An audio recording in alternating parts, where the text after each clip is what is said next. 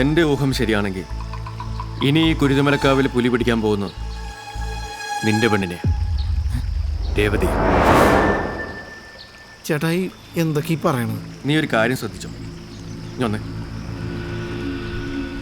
ആദ്യം പുലി പിടിച്ച വാസുവേട്ടൻ്റെ മോൾ, പിന്നെ മാത്യൂസിൻ്റെ മോൾ, രണ്ടുപേരും റേഞ്ചർ വാസു പറഞ്ഞ സർക്കസുകാരൻ്റെ കഥയിലുണ്ടായിരുന്നവരുടെ മക്കളാണ്. അത് മാത്രമല്ല, അവരുടെ ഏറ്റവും സന്തോഷകരമായ നിമിഷത്തിലാണ് അവർ കൊല്ലപ്പെടുന്നത്. അങ്ങനെയാണ് ജംബു. അതാണ് എനിക്കും കഥയിൽ പിടികിട്ടാത്ത ഏരിയ. ഈ വാസു പറഞ്ഞ സർക്കസുകാരൻ്റെ കഥ മുഴുവനും ശരിയാന്ന് എനിക്ക് തോന്നുന്നില്ല കേട്ടോ. അയാളൊരു സെൻ്റ് അടിക്കലും ഓവർ ആക്ടിങ്ങും എന്തായാലും മൂപ്പരാൾ ശരിയില്ല. ഒരു കാര്യം ഉറപ്പാ, ഇതൊന്നും തേവരുടെ ശാപമല്ല, ആരുടെയോ പകയാണ്. ചിലപ്പോൾ സർക്കസുകാരൻ്റെ, അല്ലെങ്കിൽ അയാളുമായിട്ട് ബന്ധമുള്ള ആരും, അതുമല്ലെങ്കിൽ മറിഞ്ഞിരിക്കുന്ന മറ്റാരും. ചേട്ടായി, ഒരു ദിവസം ഞാൻ രേവതിനെ കാണാൻ അവളുടെ വീട്ടിൽ പോയപ്പോൾ ആ മാത്യൂസ് അവളുടെ അച്ഛനും കൂടി ഇതുപോലെ പറയാനുണ്ടായി. നാട്ടുകാരെന്നാദേവരുടെ കോപാണെന്നും കോപ്പാണെന്നൊക്കെ പറഞ്ഞാലും എനിക്ക് ഉറപ്പാ. എന്തുറപ്പ്? എല്ലാത്തിനും കാരണം ആ സർക്കസുകാരന്റെ അവന്റെ ശാപം. ഒന്ന് മിണ്ടായിരിക്കും. അങ്ങനെയാണെങ്കിൽ കാര്യങ്ങൾ കുറച്ചുകൂടെ ക്ലിയറായി കിട്ടാൻ നമുക്കൊരു കളി കളിക്കണം. കുറച്ച് റിസ്ക്കാ. എന്ത് കളി? നിങ്ങൾക്ക് തലയ്ക്കെന്തോ താറാറുണ്ടോ? മര്യാദയ്ക്ക് എന്നാൽ 5 ലക്ഷം വാങ്ങി പോയാൽ മതിയെന്ന്. അപ്പോഴേക്കും നിങ്ങൾ ഉழைക്കാൻ വേണ്ടി ഒരു പ്രേമവും ഇപ്പോൾ ഒരു കേസന്വേഷണവും. ആ 5 കോടി 5 ലക്ഷം കിട്ടൂല്ല, അവസാനം ജയിലിലാവുമെന്ന് എൻ്റെ പേടി. നീ എന്താടാ ഇങ്ങനെയൊക്കെ പറയുന്നത്? എടാ, ഇപ്പോൾ വിഗ്രഹത്തേക്കാൾ വലുത് നമുക്ക് ഇവൻ്റെ രേവതിയുടെ ജീവനല്ലേ? എന്തായാലും കുരുതിമലക്കാവിലെ പുലി, അതാരായാലും അതിനെ പിടിച്ചിട്ടേ ഞാൻ എങ്ങോട്ട് പോകും. കൂടെ നിൽക്കാൻ ചങ്കുറ്റിയുള്ളവർക്ക് നിൽക്കാം.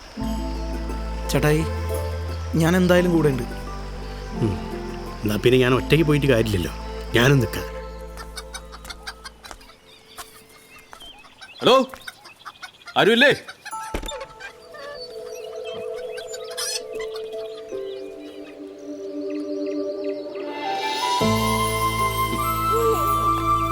ആരാ? കിങ്ങിണിക്കുട്ടിയോ?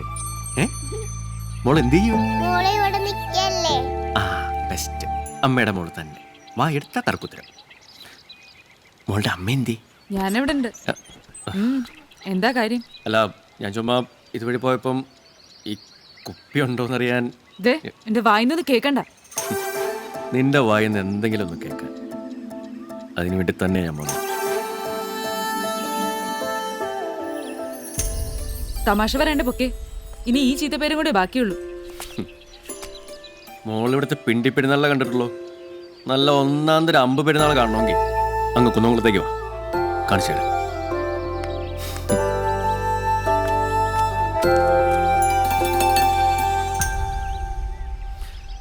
അതേ, നിന്നെയും മോളെ മാന്യമായിട്ട് പോറ്റാനുള്ള വക ശരിയാക്കിയിട്ട് ഞാൻ വരും. പാത്തും പതുങ്ങിയല്ല, പട്ടാപ്പകരം നാട്ടുകാർ കാണാൻ. ഓക്കെയെങ്കിൽ കൊണ്ടുപോകും പീലിയുടെ മണവാട്ടിയായിട്ട്. നന്നാക്കണം.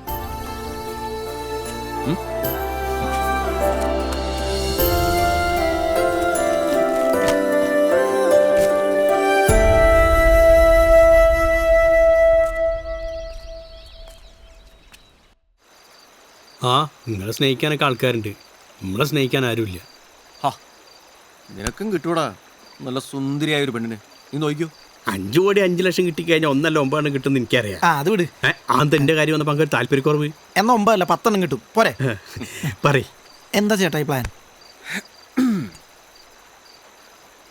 ഉത്സവം അടുത്ത ആഴ്ചയല്ലേ തുടങ്ങുന്നത്? അതെ. അങ്ങനെയാണെങ്കിൽ ഉത്സവത്തിൻ്റെ 3-ാം ദിവസം നീ രേവതിയും കൂട്ടി ഇവിടുന്ന് ഒളിച്ചോടണം. രേവതിയെ കൊല്ലാൻ നോക്കുന്നവൻ ആരായാലും അവൻ്റെ കണ്ണുകൾ അവളുടെ പുറകെ തന്നെ ഉണ്ടാവും, ഉറപ്പാ. നമ്മളിവിടെ വന്നപ്പോൾ പുലിയെ ആകർഷിക്കാനായിട്ട് കോയക്കാൻ്റെ ആടിനെ നമുക്ക് തന്ന പോലെ എരയെ ഇട്ടുകൊടുത്ത് ഈ കുരുതിമലക്കാവിലെ പുലിയെ നമ്മൾ പിടിക്കും. അവക്കൊരു നല്ല ജീവിതം കിട്ടാൻ പോവാന്നറിയുമ്പോൾ അവൻ വെറുതെ ഇരിക്കില്ല.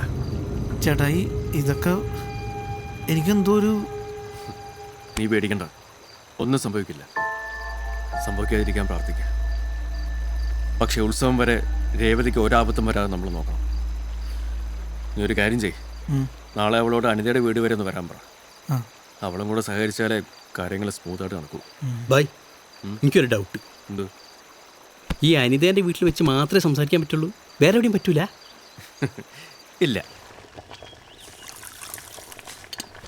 എടി, നീ ഒന്നുകൊണ്ട് പേടിക്കണ്ട, ഞങ്ങൾ തൊട്ട് പിന്നാലെ ഉണ്ടാവും. ചായ ആ ഡാ ദാ കുടിച്ചോ. ചായന്റെ കാര്യം ഇപ്പൊ വിചാരിച്ചിട്ടുള്ളൂ. കേട്ടിട്ട് എനിക്കെന്തോ പേടിയാവുന്നു. ആ കൊച്ചിന്റെ കാര്യം ഓർക്കുമ്പോഴാ. കൈവിട്ട് കളിയാ, എന്നാലും ഇതല്ലാതെ വേറെ വഴിയില്ല. ചേട്ടായി എല്ലാം ഓക്കെയാണ്. ഇവളെന്തിനും റെഡിയാ, കട്ടയ്ക്ക് കൂടെ വെക്കും അല്ലേടി? അമ്മയുടെ അസ്ഥിത്തറയിൽ പോയി ഒന്ന് പറയണം. അമ്മയുടെ സമ്മതം കിട്ടിയാൽ പിന്നെ എനിക്ക് വേറെ ആരോട് ചോദിക്കാനില്ല. അതെ, ആരോടെങ്കിലും സമ്മതം ചോദിക്കാനും പറയാനുണ്ടെങ്കിൽ നേരത്തെ ചെയ്തേക്കണം. എപ്പോഴാ എങ്ങനാ എന്നൊന്നും പറയാനൊക്കത്തില്ല, അല്ലടാ? ഹരിതേച്ചിട്ട് മോൻ കണ്ടാ അറിയാം ഈ ഡയലോഗ് ഇഷ്ടപ്പെട്ടില്ലെന്ന്, അല്ലേ? എന്നാ ഞാൻ പൊക്കോട്ടെ? അപ്പൊ മറക്കണ്ട, 3-ാം ഉത്സവത്തിന്റെ അന്ന് പുതിയൊരു ജീവിതം തുടങ്ങാൻ പോവാ. മനസ്സറിഞ്ഞ് പ്രാർത്ഥിച്ചു. ശരി.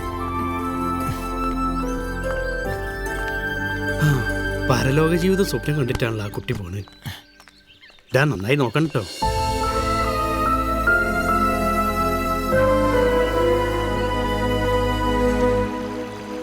എനിക്കെന്തോ കയ്യും കാലും മറിച്ചിട്ട് പാടില്ല.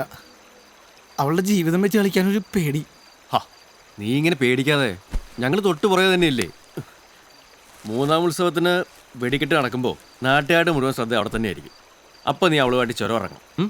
ബാക്കി നമുക്ക് വരുന്നിടത്ത് വെച്ച് കാണാം. ദേ, നീ വേണേ 2 അടിച്ച് കിടന്ന് ഉറങ്ങാൻ നോക്കും. വെറുതെ ചക്കര കൊതിപ്പിക്കല്ല, സാധനമൊന്നുമില്ല, ഒക്കെ കഴിഞ്ഞ്. അതപ്പം തീർന്നു. അത് ഞാൻ പുഴുങ്ങിയ മുട്ടയ്ക്ക് ടച്ചപ്പാക്കി. ഞാനീ പറഞ്ഞ കാര്യങ്ങൾ ഒരു കാരണവശാലും ചേട്ടായും ഷാജി അറിയരുത്. രേവതിയുടെ ജീവിതം വെച്ച് കളിക്കാൻ എനിക്ക് പേടിയാണ്. 3-ാം ഉത്സവം കഴിയണവരെ ഒന്നും കാക്കാൻ എന്നെ കൊണ്ട് പറ്റൂല. അതുകൊണ്ട് എന്തെങ്കിലും ചെയ്യണം. താൻ പേടിക്കണ്ടോ? ഇരു ചെവി അറിയാതെ അവളെ ഇവിടുന്ന് ഇറക്കി തരുന്ന കാര്യം ഞാൻ ഏറ്റു. നാളെ ഉത്സവത്തിൻ്റെ കൊടിയേറ്റല്ലേ, അതാവുമ്പോൾ എല്ലാവരും കാവിൻ്റെ പരിസരത്ത് തന്നെ കാണും. അതുകൊണ്ട് കവലെ കൂടെ പോണത് കുറച്ച് റിസ്ക്കാണ്. കാടിൻ്റെ കിഴക്ക് ഭാഗത്തോട് അടിവാരത്തേക്കൊരു വഴിയുണ്ട്, അതാ സേഫ്. വഴിയൊക്കെ ഞാൻ പറഞ്ഞുതരാം. താൻ രേവതിയോട് കൊടിയേറ്റിൻ്റെ ഇടയ്ക്കൊന്നും ആരും കാണാതെ കാട്ടിലൂടെ നടന്നേ ആ അരുവിച്ചോലെ വന്ന് നിൽക്കാൻ പറ. താനും ആരും കാണാതെ അങ്ങോട്ട് എത്തിയാൽ മതി. പിന്നെ പേടിക്കാനൊന്നും ഇല്ലടോ, താൻ ധൈര്യമായിട്ട് ചെല്ല്. ശരിയെന്നാ.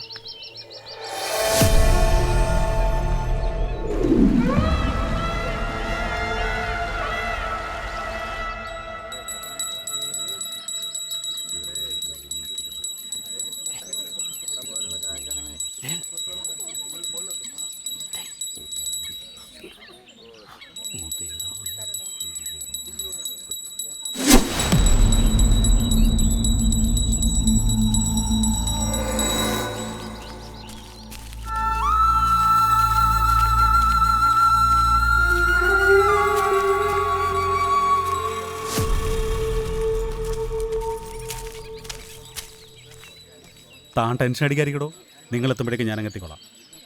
താൻ ചെല്ലടോ, ചെല്ല്.